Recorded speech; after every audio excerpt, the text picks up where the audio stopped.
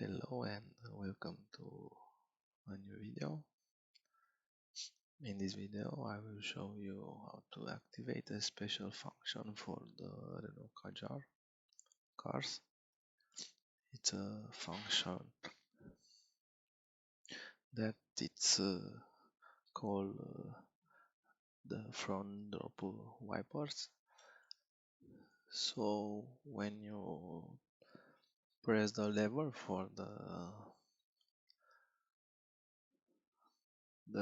wipers and you want to use liquid on the Renault cars, the liquid starts once with the wipers. So if you want to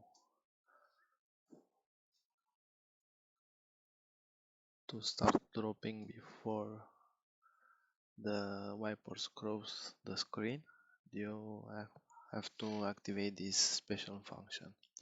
For this you have to select your car type.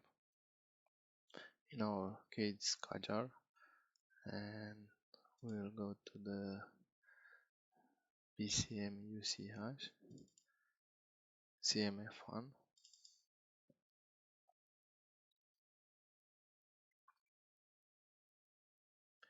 Look for the front wiper configuration, and here we have a tab that is called front drop wipe. In our case it's false.